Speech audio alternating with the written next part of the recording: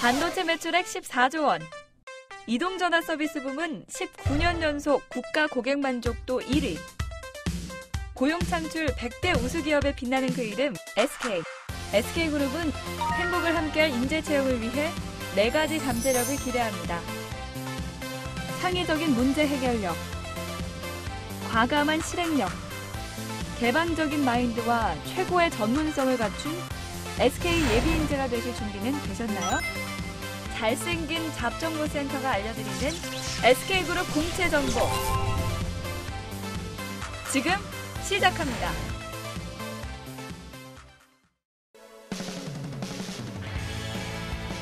안녕하세요. 성공 취업의 시작 잡정보센터 이은정입니다. 하반기 대기업 공채 일정이 슬슬 공개되고 있습니다. 현대차그룹은 이번 달 30일부터 9월 9일까지 하반기 신입 채용 서류 전형을 실시할 거라고 밝혔고요.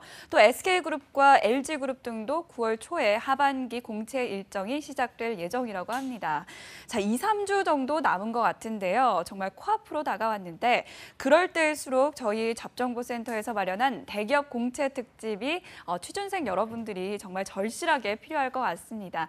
그래서 저희가 더 열심히 더 알찬 정보 많이 드릴 수 있도록 저희도 최선을 다하겠습니다. 자, 오늘도 열일해 주실 분 모셨습니다. 스타 강사님이시죠? 위포트의 홍기찬 강사님 나오셨습니다. 어서 오십시오. 네, 반갑습니다. 네, 기찬 쌤, 이 SK그룹도 공채를 앞두고 전국 투어를 실시한다면서요? 주요 대기업들이 공채 이전에 이렇게 다양한 설명회를 진행하고 있거든요. 네. 그래서 SK 같은 경우도 서울, 부산 등 이 주요 도시에서 탤런트 페스티벌이라고 해서 합격한 선배들, 그다음에 채용 정보를 좀 공유하는 그런 시간을 가질 예정입니다. 저희 방송도 취준생들한테는 좀 필요하겠죠? 그렇죠. 그러니까 근데 여러분들 발품 팔아서 직접적으로 이 채용 담당자들 만나고 그다음에 네. 선배들의 목소리를 듣는 작업도 필요해요. 근데 더해서 방송 보시면서 인적성 관련된 부분들도 좀 패턴들을 익히는 그런 시간이 됐으면 좋겠습니다. 네, 그리고 오늘 이분에게도 또 기대를 걸어봐야 될 것 같습니다. 커리어 칼리지의 임성아 강사님도 자리하셨습니다. 어서 오십시오. 네, 반갑습니다. 임성아입니다. 이 탤런트 페스티벌보다 더 네. 알찬 내용 부탁드려요. 아유, 오늘도. 그럼요. 항상 이제 네. 극비 문서가 공개되는 잡정보센터가 아니겠습니까? 네. 그래서 오늘도 같이 한번 SK 인적성도 살펴보고 추가적으로 여러 가지 또 꿀팁 전해드리도록 하겠습니다. 네, 기대를 해보겠습니다. 자, 2016년 남학생들이 뽑은 가장 입사하고 싶은 대기업 1위. 올 하반기 1,600명이라는 정말 대규모 신입사원 채용을 진행할 기업 SK그룹의 합격 전략에 대해서 오늘 살펴볼 겁니다. 자, 오늘은요, SK그룹의 인적성 검사인 SKCT 고득점 비법을 알아볼 텐데요. 일단 인적성 검사는 그룹별로 또 이름도 다르고요. 또 시험 시간, 유형, 문항수도 모두 다르다고 합니다. 임성아 강사님께서 어떻게 치러지는지 좀 소개 좀 해주시죠. 네, 일단 SK 인적성도 굉장히 어려운 시험 중에 하나라고 좀 학생들 사이에서 정평이 나 있는데 실제로 어떤 문제들이 출제되고 문항수 그리고 시험 시간수 이런 것들을 좀 알아보도록 하겠습니다. 네. 그래서 영역은 3단계로 나눠지는데요. 실행 역량 그리고 인지 역량 그리고 심층 역량 이렇게 나눠져 있습니다. 그래서 실행 역량에서는 30문항으로 이루어지고 이걸 20분간 실시를 하고요. 그다음에 이제 인지 역량에서 우리가 흔히들 생각하는 수리, 언어 그리고 또 역사가 들어갑니다. 그리고 직무 판단력까지 보고 있어요. 이렇게 해서 인지 역량 70문항짜리를 80분 동안 풀게 되어 있고요. 마지막으로 심층 역량이 우리가 흔히 생각하는 인성에서 360문항을 50분 동안 풀게 이렇게 구성이 되어 있습니다. 네. 네. 그래서 이제 조금 더 구체적으로 알아보면 이 30문항이 출제되는 실행 역량은 이제 원인 파악 그리고 어떤 추리력 이런 것들을 봐서 이 해결 방안을 이제 모색을 하고 또 목표를 세우고 추진하고 이런 것들로 이제 이런 상황이 주어지고 거기에 대해 해결하는 문제가 출제가 됩니다. 그래서 이제 70문항이 또 출제되는 인지 역량은 여러분이 이제 잘 아실 거고요. 또 이제 그 이외의 것들 이제 뭐 인적성은 어떻게 다른지 이런 것들을 좀 구체적으로 오늘 같이 살펴보도록 하겠습니다. 네, 뭐 흠엣 아시죠? 흠엣, 네. CJ 캣, 그다음에 네. 사트, 두산 디캣 등등등 정말 다양한 인적성 네. 검사들이 있는데요. 근데 어제 민혁 쌤도 말씀을 해주셨듯이 그 중에서도 이 SKCT가 또 어렵다고 하는데 어렵나요?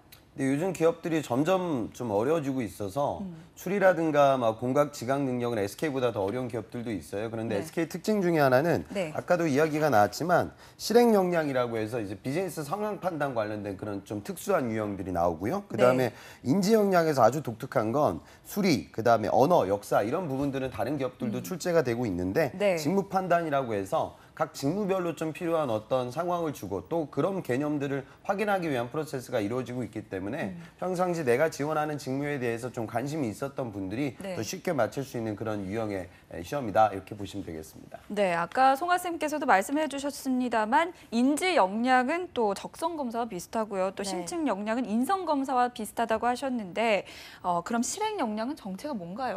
그러니까 기업 입장에서는 우리가 왜 소셜 인텔리전스, 사회 지능 뭐 이런 것들 얘기하잖아요. 네. 그러니까 사회 지능, 정서 지능, 실용 지능. 그러니까 다른 기업들도 예전에 삼성도 이런 부분들이 출제가 됐었는데 상황 판단이에요. 그래서 어떤 기업에서 우리가 접할 수 있는 그런 비즈니스 상황을 주고 네가 거기서 다른 사람들과의 협업, 그다음에 업무를 진행할 수 있는 원칙에 맞춰 어떤 기준을 선택할 것이냐 이런 걸 묻는 문제가 나오고 있습니다.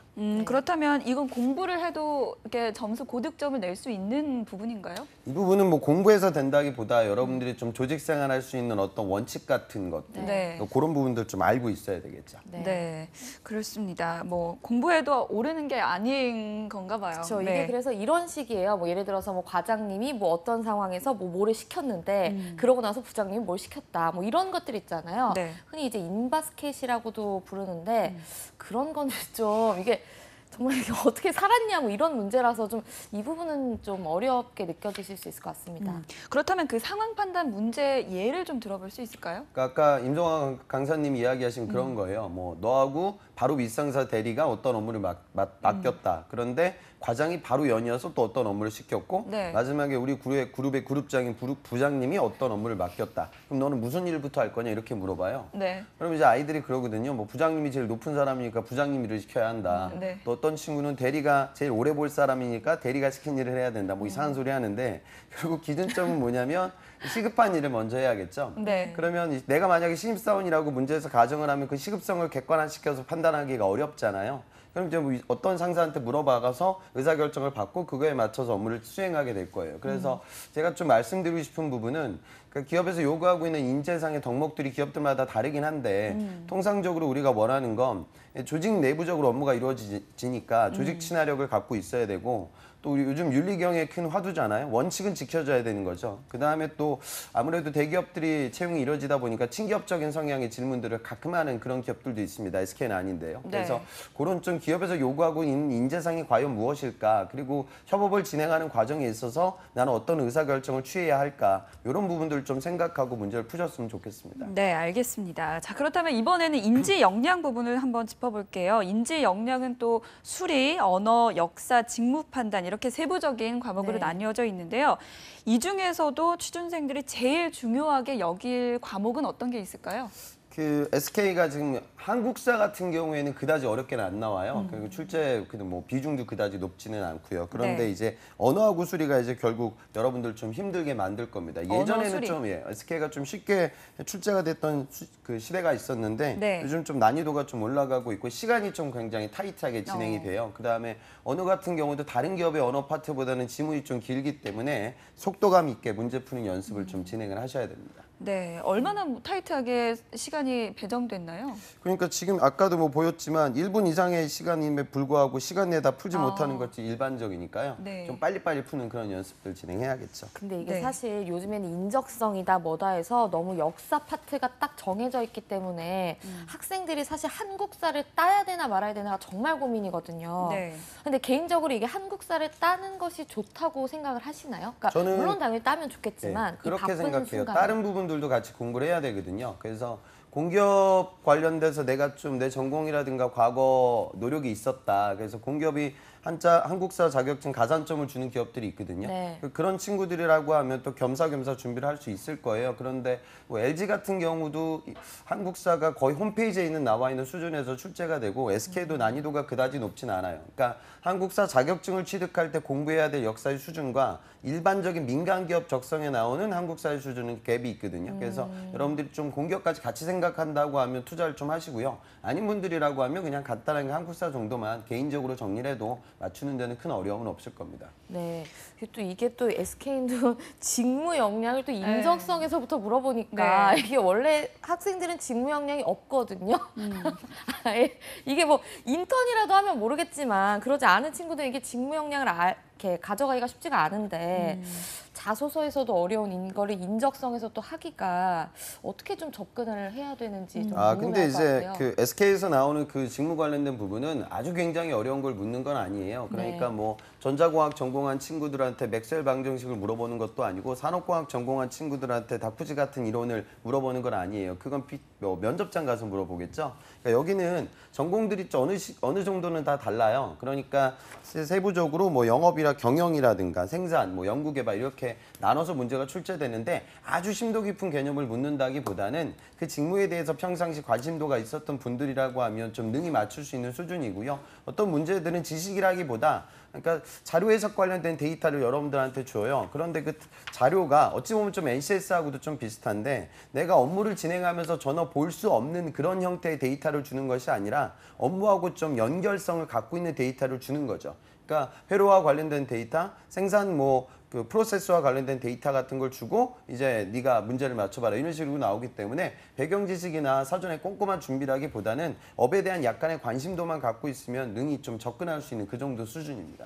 네, 그렇다면 이 직무 역량은 지원 직무별로도 좀 다르게 출제가 되는 건가요? 실제로 세부적으로 보면요. 네. 이제 경영, 그리고 이제 소프트웨어, 생산, 건설, 연구개발 이렇게 나눠서 출제가 되고 있어요. 네. 그래서 뭐 경영이라고 하면은 뭐 마케팅 관련된 지식이나 이론 같은 걸 물어볼 때가 있고요. 연구개발이라 소프트웨어 같은 경우에는 포피라고요, 포피. 예, 그렇죠. 마케팅 뭐 그런 것도 나오고요. 수학 이런 오랜만에 거. 오랜만에 듣네요. 소프트웨어 파트 같은 경우에는 코딩을 아주 어렵게 내는 건 아니고요. 그냥 기본적인 좀 순서도 개념 정도 따라갈 네. 수 있는 문제, 연산 기호에 대해서 내가 이해할 수 있는 논리력 뭐 이 네. 정도를 측정하고 있습니다. 네, 언어와 수리가 특히 난이도가 높은 SK그룹의 인적성 검사 SKCT. 실제 문제는 어떻고 또 어떻게 풀어야지 고득점을 얻을 수 있는지에 대해서 한번 살펴봐야 할 텐데요. 문제풀이법은 잠시 후 40초 후에 공개가 됩니다. 포기하지 마라.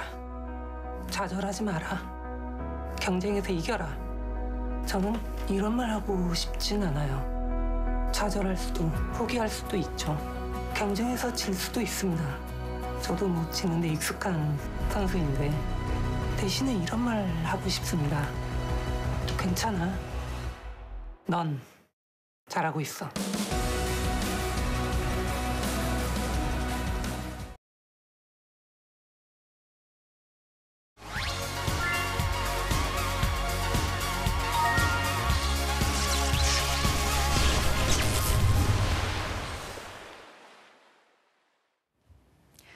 네, 잡정부센터 대기업 공채 특집 여름날의 기적 SK그룹 합격의 기적을 위한 시간 진행되고 있습니다. 이번에는 SKCT 실제 문제들을 기찬쌤과 함께 풀어볼 텐데요. 기찬쌤, 어떤 문제부터 풀어볼까요? 수리 영역에 나오는 기본적인 확률 통계와 관련된 문제가 되겠습니다. 네. 문제는 난이도는 그다지 어려운 문제는 아니어서 쉽게 여러분들 도전 가능할 거예요. 한 개의 주사위를 2번 던져 처음 나온 수를 A라고 하고 나중에 나온 수를 B라고 할 때 이 A 플러스 B가 8일, 이런 조건을 만족시킬 수 있는 확률을 구하시오. 이런 문제가 되겠습니다. 네, 저희가 풀어보면 되는 거죠? 그렇죠. 이거 경우의 수 자, 아닙니까? 경우의 네. 수. 이거. 어렵네요. 일단 네. 우선 A가 주사위 1부터 6까지 중에 하나일 테고요. 그래서 A가 1이면 B는 6이고 A가 2면 B는 4고 A가 3이면 B는 2고 A가 4 이상이면 B가 네? 5 이나 마이너스로 내려가니까 뭐 네. 경우의 수는 3 이렇게 되는 건데 이런 식으로 풀면 되는 건가요? 네, 맞습니다. 네. 그 좀 보시면 확률은 항상 그래요. 나올 수 있는 모든 가짓수를 분모로 내리고 여기서 문제에서 물어보는 조건이 분자로 올라가는 거죠. 네. 주사위를 모두 던져서 나올 수 있는 건 1, 2, 3, 4, 5, 6, 6가지인데 이제 짝수가 나올 개수를 확률을 구하라고 하면 2, 4, 6이 올라가니까 50%가 되는 거죠. 그러니까 가장 작은 값은 제로고 제일 큰 값은 1이 되겠습니다.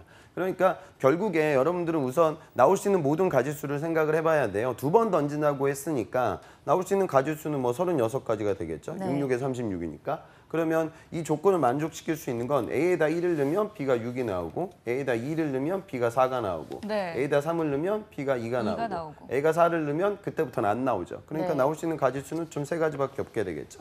그러니까 정답은 12분의 1이 답이 되겠습니다. 네. 어렵지 않게 풀 수 있는 문제예요. 그래서 확률 문제는 결국 경우의 수를 묻는 거니까 문제에서 물어보는 경우의 수를 구하고 또 나올 수 있는 모든 가짓수를 구하고 그렇게 간단하게 정리하시면 되겠습니다. 네. 이게 난이도가 쉬운 거죠? 제일 쉬운 난이도가 제일 되겠습니다. 쉬운 제일 거죠? 쉬운. 뭐 공대생들이 아주 쉽게 잘 풀 수 있는 문제인 네, 것 같습니다. 그렇습니다. 확률 문제는 좀 공부한 지가 너무 오래돼서 그렇죠. 네, 다시 익숙해질 어렵네요. 필요가 있는 것 같고요. 네. 한 문제 더 풀어보겠습니다. 자, 그러면 이거보다는 조금 좀 난이도가 있는 문제 살펴보도록 하겠습니다. 네. 다음 문제가 될 텐데요. 앞으로 좀 어렵네요. 넘겨주죠. 자, 이 문제 보도록 하죠. 어느 의사의 오진율이 10%다. 전체 환자 중 실제로 암에 걸린 환자는 20%다. 이 의사가 환자를 암이라고 판단했을 때 실제로 그 환자가 암 환자였을 확률을 구하시오. 이건 앞선 이거는 문제보다는 정답을 조금 따는 난이도가 있는 문제는 문제가 무섭네요. 되겠습니다. 네. 송학생 한번 풀어보세요. 아, 네. 아, 오진율이 10%. 네. 그 실제 암에 걸린 환자가 20%인데 암에 걸렸어. 그러니까 암이라고 진단한 게 맞는 확률이 90%. 알겠어요. 그러니까 오진율이 10%니까 암에 걸렸을 확률, 그러니까 10분의 9가 오진이 아닐 확률, 10분의 9 구. 곱하기 암에 걸린 10분의 2를 곱하면 되나요? 맞나요? 그런 답이 아예 없네요? 아닌 것 같은데요. 어떡하지? 네. 10분의 9. 저도 10분의 9 곱하기 네. 뭘 5분의 곱하실래요? 제가 그걸 했다니까요. 5분의 1. 저희 밑에 보세요. 지금 네. 보기에 보시면 일단 맨 밑에는 13으로 이루어져 있단 말이죠. 네. 그러니까 그런 거 곱하면 안 되는 것 같아요. 그런 것 같은데요. 아, 저희가 20분의 열심히 풀어보려고 했는데요. 아, 이게 진짜 감이 안 어렵네요. 오네요. 아니, 진짜 이게 어렵네요. 조금 아까보다는 좀 어렵긴 하죠. 네. 이게 확률 문제에서는 조금 난이도가 있는 문제, 오진율이. 조건부 확률 문제가 되겠습니다.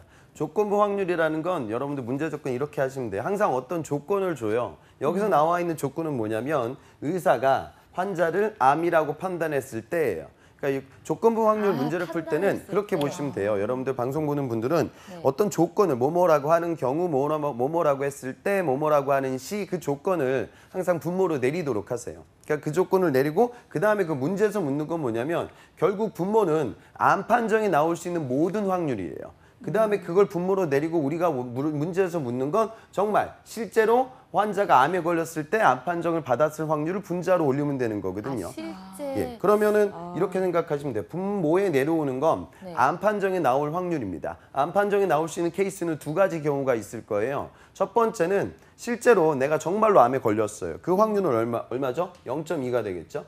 네. 내가 진짜로 암에 걸렸고요. 의사가 나를 제대로 진단을 내렸어요. 곱하기 0.9를 해야겠죠. 네. 이 부분은 내가 진짜로 암에 걸려서 제대로 진단을 받았을 확률이에요. 그런데 이 사건 말고 또 한 가지 사건이 있죠. 뭐가 있을까요? 나는 실제로 암에 걸리지 않았어요. 0.8이겠죠. 내가 암에 걸리지 않고 멀쩡한데 의사가 오진을 곱하기 했어요. 그 0.1. 확률은 0.1이겠죠. 이 2가지 사건을 더하게 되면 어떤 경우 확률이냐? 결국 모든 암 판정이 나올 수 있는 확률이 될 거예요. 네. 그러면 이게 이제 분모 기준으로 잡히게 되고 문제에서 묻는 건 정말로 내가 암에 걸려서 암 판정을 받았을 확률이니까 이 놈을 위로 올려야겠죠. 그죠? 그래서 이렇게 계산을 하셔야 돼요. 그래서 조건부 확률 문제를 풀 때는 항상 이런 데다 밑줄을 그으세요. 아, 의사가 환자를 암이라고 판단했을 때 그러면 이걸 내가 분모로 내린다. 네. 이렇게 좀 생각을 하시고요. 또 중요한 건 항상 모든 문제는요. 그러니까 이 문제를 좀 못 푸는 친구들은 그럼 안판정인 받았을 확률을 어떻게 구하지? 그 조건으로 내리는 부분은 당연히 한 가지 사건이 아니에요. 한 70%는 두 가지 사건이고요. 정말 어려운 문제는 세 가지 사건으로 나옵니다. 그러니까 문제에서 주는 조건의 사건을 이벤트를 내가 멀티플하게 확률로 만들어 놓고 그중에서 내가 어떤 놈을 분자로 올릴까 이렇게 좀 패턴을 잡고 연습을 하시면 어렵지 않게 문제는 접근이 가능합니다. 정답은 이제 계산해 보시면 여러분들 4번이라는 걸 4번. 찾을 수 있습니다. 아, 이게 오늘 약간 이제 이윤정 아나운서와 제가 이제 문제적 여자 이런 걸 하려고 했는데 그냥 문제네요. 네. 문제네요. SK는 정말. 못 가는 걸로 네. 하겠습니다. 근데 이런 문제를 아니, 1분 정말로 안에 풀어야 어렵네. 되는 거죠? 네. 그렇죠. 네, 그리고 또 수리 영역 문항이 20문항으로 알고 있는데 이런 확률 문제가 몇 문제나 출제가 되나요? 그 방정식하고 섞여서 나와요. 확률만 네. 나오는 건 아니고요. 지난 시간 때 제가 뭐 방정식 문제도 풀어드렸는데 일반적으로 쉬운 방정식과 확률이 같이 좀 이렇게 섞여서 한 3분의 2 정도 출제가 되고 있고요. 나머지 문제는 이제 자료 해석으로 또 출제가 되고 있습니다. 아, 근데 그렇군요. 이거 있잖아요. 이 인적성이 그러니까 물론 제가 이제 수학을 좀 못하는 편이긴 했지만 네. 근데 이제 여자 문과생들은 좀 어려워할 것 같다는 맞아요. 생각도 들거든요. 근데 이게 어쨌든 같은 직무 지원자끼리 경쟁이면 이게 아무래도 뭐 마케팅이나 이런 쪽은 여자들이 많이 몰릴 거고 뭐 이런데 그럼 좀 괜찮은가요? 상대적으로 그러니까 뭐 공대생들이 많이 뭐 하이닉스라든가 SK 이노베이션 뭐 네. 이쪽은 남자 공대생들끼리 경쟁을 하게 될 때가 많고요. 텔레콤의 뭐 B2B 마케팅이라든가 뭐 이런 직군들이라고 하면 비슷한 전공 친구들하고 경쟁을 하게 돼요. 그런데 보시는 분들은 오늘 제가 말씀드린 수준 정도는 맞추셔야 됩니다. 그래야지 뭐 SK도 그렇고 다른 기업들도 여러분들 좀 입사가 가능하니까요. 그래서 좀 적극적으로 다 맞추는 사람은 없어요. 그런데 상대적으로 또 어떤 기업들은 떨구기 위한 적성도 있거든요. 그러니까 이 친구가 그동안 열심히 노력을 해왔는데 야 이거 수리력하고 추리력이 너무 현저하게 부족해서 힘들겠다. 현저하게. 네, 그렇게 여러분들 필터링 되면 안 되잖아요. 그죠? 그러니까 어느 정도만 준비하세요. 다 중학교 수준입니다. 저희 지금 오늘 걸러진 건가요? 중학교 수준이군요. 네, 알겠습니다. 저희는 걸러진 걸로. 이미 걸러졌습니다. 근데 궁금한 게 네. 이게 정말 직무끼리의 경쟁인지 아니면 네, 이 전체 맞아요. 평균에서 어느 정도 예를 들어서 뭐 30% 이런 애들 떨어지는 게 있는지 이게 궁금해요. 그러니까 그렇게 보시면 되겠죠. 그러니까 기업들마다 조금씩 다르긴 하고 그때 상황마다 달라질 텐데 뽑은 인원은 어느 정도 정해놓고 모든 프로세스가 시작이 돼요. 네. 그럼 그 목표를 두고 경쟁하는 친구들이 이제 비슷한 친구들끼리 모이니까 네. 어차피 이제 상대적인 싸움이 될 거예요. 그래서 여러분들하고 비슷한 계열 전공 친구들 대비는 좀 앞서가기 위한 노력을 하셔야겠죠. 그러니까 어떤 기업들은 정말 수능처럼 적성 하나로 그냥 완전히 승부를 보는 기업들도 있지만 또 어떤 기업들은 나중에 뭐 최종 면접장 가서도 적성하고 그다음에 자소서 평가 1차 면접을 같이 종합해가지고 최종 면접장으로 보내는 기업들도 있거든요. 네. 그러니까 이거 하나 못했다고 해서 여러분들 떨어지는 건 아니지만 상대적인 노력은 좀 이루어졌으면 좋겠습니다. 알겠습니다. 네, 알겠습니다. 자, 마지막 문제 하나가 남아 있는데요. 이거는 좀 어려운 문제인가요? 이 부분이 요즘 뭐 자료 해석 또 NCS도 마찬가지고요. 기본적으로 예전에는 데이터를 주고 네. 데이터에서 그냥 단순하게 나눗셈 해가지고 계산해봐라 이런 식으로 문제가 나왔는데 요즘은 문제가 조금 어려워지고 있어요. 어려워진다는 건 뭐냐면 단순 계산력보다는 논리력을 측정하는 문제가 출제되고 있다. 그렇게 보시면 되겠어요. 이 문제를 좀 살펴보면 지금 연도별 가구수와 주택보급률, 연간 주택 건설 실적 그다음에 가구당 주거공간 평형, 가구당 1인당 주거공간 평형 뭐 복잡한 데이터를 우리에게 보여주고 있습니다. 그런데 이 문제에서 묻는 건 뭐냐면 자 2008년 가구당 구성원 수를 물어보고 있어요. 2008년 가구당 구성원 수를 구해야 됩니다. 이거는 문제가 잘못됐어요. 원래 이거는 외국어 영역에 나와야 되는 거거든요. 이런 표는 이 소리로 나오면 곤란합니다. 이거 그러니까 정말 그래도 어렵네요. 일단 이거. 풀어봐야 될 텐데요. 네. 일단 전혀 뭘 어디다 곱해야 될지도 모르겠고 이게 네. 그러니까 오늘 보니까 어렵네요. 1인당 면접이 그러니까 1인당. 밑으로 내려갈수록 넓어지고 있고요. 그리고 가구 수는 줄어들고 있어요. 이걸 가지고 푸는 거죠. 아닌 그렇게 것 같은. 한번 해보시죠. 네, 일단 자료 해석부터가 안 되는 것 같은데. 네. 아 근데 정말로 어렵네요. 이게 뭐 가구수 1인당 구성원 가구수 구성원 수 1인당? 어떻게 풀어야 될까요? 이거 전혀 감도 안 오는 조금 상황인데. 쉽지는 않을 거예요. 근데 네. 여러분들 한번 좀 잘 봐주셨으면 좋겠습니다. 당황하지 마시고요. 묻는 건 뭐냐면 2008년 가구당 구성원 수를 묻고 있어요. 가구당 구성원 수예요. 그러면 결국 가구당 구성원 수라는 건 뭐예요? 인구수를 가구수로 나눈 거겠죠. 있잖아요. 그러니까 가구당 구성원 수는 인구수를 가구수로 나눈 거예요. 자, 그런데 지금 이 문제를 보면 2008년 데이터, 지지고 볶고 해봤자 어차피 2008년 데이터에서 우리가 문제를 풀어야 돼요. 그런데 가구수가 보이네요. 그죠? 네. 그럼 우리가 만약에 인구수만 나와 있다고 하면 문제는 끝나는 거예요. 나눗셈으로 계산할 수 있단 말이죠. 그런데 안타깝지만 어때요? 인구수가 안 나와 있어요. 그죠? 네. 그러니까 이제 어렵게 여러분들이 내비칠 거예요. 자, 그럼 봅시다. 가구수를 알려주는데 인구수를 어차피 나와 있지 않으니까 이 가구수를 적용해가지고 우리가 이 문제에 접근할 수는 없단 말이에요. 네. 어차피 2008년 데이터에서 이 문제는 풀릴 수밖에 없는 상황이니까. 자, 그럼 주택 보급률? 이거는 여기 나와 있는 인구수, 가구수의 비율하고는 너무나 다른 데이터예요. 얼마나 주택을 보유하고 있냐 이런 비율이니까 우리가 써먹을 수 있는 데이터가 못 돼요. 연간 주택 건설 실적, 해마다 아파트를 얼마나 많이 지었냐? 이거 가지고 우리가 인구수, 가구수를 어떻게 측정할 수 있겠습니까? 얘도 탈락이에요. 그럼 결국 남아있는 데이터는 두 데이터입니다. 이 데이터와 이 데이터. 가구당 주거 공간 평형, 1인당 주거 공간 평형. 뭔가 정확히는 모르겠지만 나는 인구수라는 개념과 가구수라는 개념을 활용해가지고 문제를 풀어야 되는데 네. 여기 가구라는 말이 보이고요. 1인당이라는 개념이 들어가 있어요. 결국 저 두 데이터를 가공해가지고 우리는 이 문제를 풀어야 됩니다. 자, 그러면 결국 뭐가 되냐? 키는 이거예요. 주거 공간 평형이라는 것이 매개체가 되는 거예요. 그러니까 주거 공간 평형을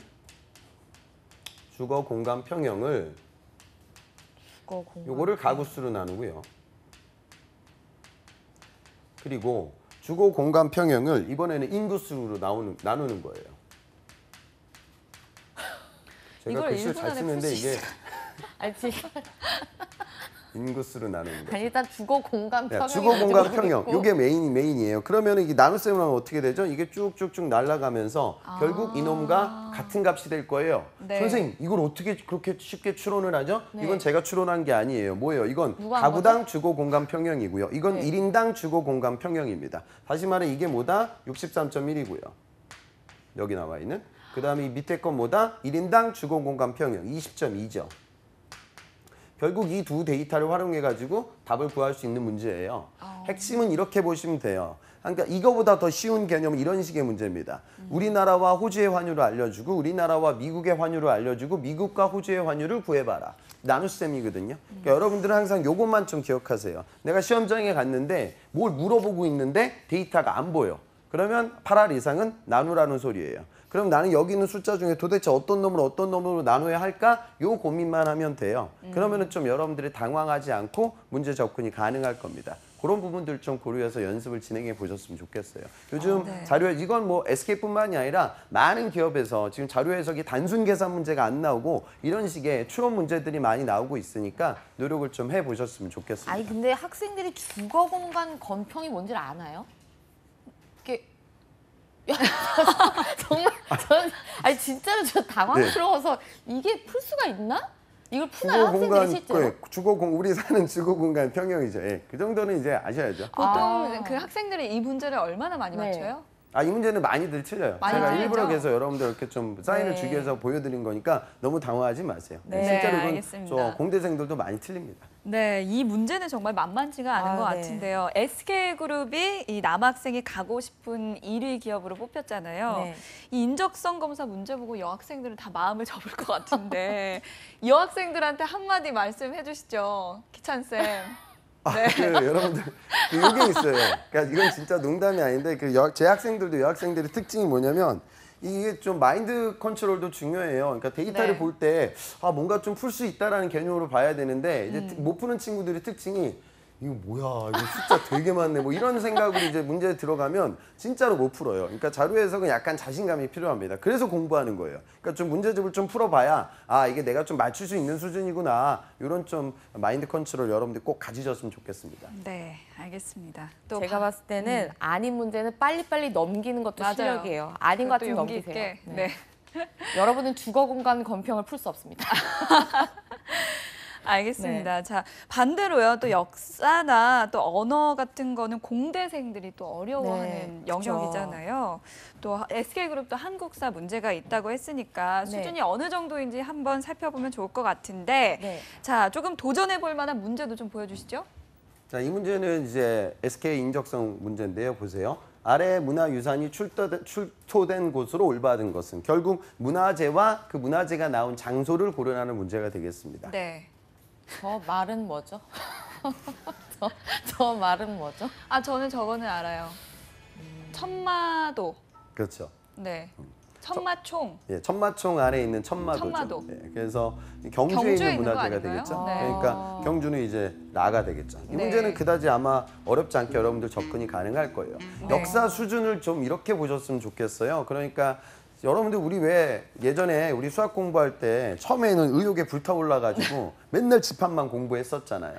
지금 학생들도 그래요. 무슨 뭐 동해 옥저 민며느리 제도 뭐 이런 거 외우고 있는데 네. 그런 거 잘 안 나와요. 그러니까 나오는 수준은 그러니까 여러분들 국사 교과서 같은 거 보면 문화재라고 치면 네. 중고등학교 때 배웠던 국사 교과서에 나와 있는 그런 이미지 사파들 있죠? 네. 그 정도 내용들만 좀 정리하시면 돼요. 시간이 그렇게 오래 걸지는 않습니다. 그래서 너무 깊이 있는 내용으로 들어가기보다 굵직굵직한 사건과 이벤트를 정리하는 그런 수준에서 좀 그럼 노력하셨으면 예를 좋겠어요. 들자면 이 문화 유물은 어느 시대의 건가 뭐 이런 그쵸. 것들이 나온다는 그러니까 이 거죠? 문화재가 어느 나라의 문화재고 재고. 뭐 어느에서 어느 그 장소에서 시대는 출토가 어땠는지 됐을까 뭐 그런 식이죠. 것들. 아, 알겠습니다. 자, 이렇게 SKCT 문제풀이까지 맞춰봤는데요. 마지막으로 SK그룹 인적성 검사 고득점 전략에 대해서 좀 알려주시죠.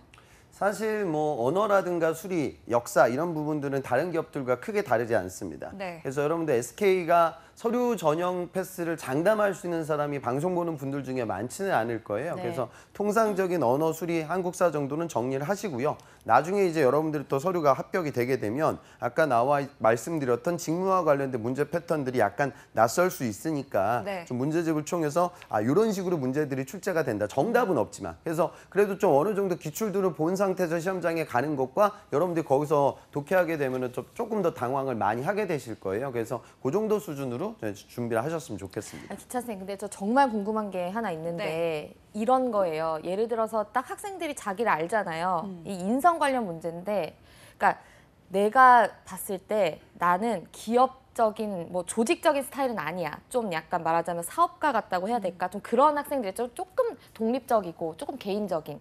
그럼 그런 친구들이 내가 봤을 때 솔직하게 하면 떨어질 것 같은 거죠. 조직적인 사람을 원하니까. 그러면 이제 조금 내가 봤을 때 이 질문의 답은 예를 들어서 A를 하고 싶은데 내가 그냥 B를 한다거나 이런 식으로 속여서 풀었다고 하면 그러면 이게 뭐가 나을까요? 근데 사실 기업 친화적인 뭔가 조직적인 스타일은 아니고 확실히 난 누가 봐도 개인적이고 독립적인 사람인데 이걸 조금 거짓말로 푸는 게 좋을까요? 아니면 솔직하게 푸는 게 좋을까요? 솔직해야 되지 그 않을까요? 부분은 사실 제가 이렇게 단원에서 말씀드리기는 힘들어요. 케이스 네. 바이 케이스가 될 텐데 저는 우선은 좀 솔직하게 풀려고 합니다. 왜냐하면 그 지표들 중에 그러니까 무슨 뭐 기업에서 여러분들 개그맨 뽑는 건 아니고요. 아티스트 뽑는 건 아니에요. 내가 좀 창의적이지 않다 하면 창의적이지 않다고 마킹할 수도 있는 거예요. 근데 더 중요한 건 이제 여러분들 만약에 결과치에 이 친구는 거짓말쟁인데요. 이렇게 나와 있으면 치명타예요. 그래서 신뢰성이라는 것들을 유지하는 게 가장 중요하긴 합니다.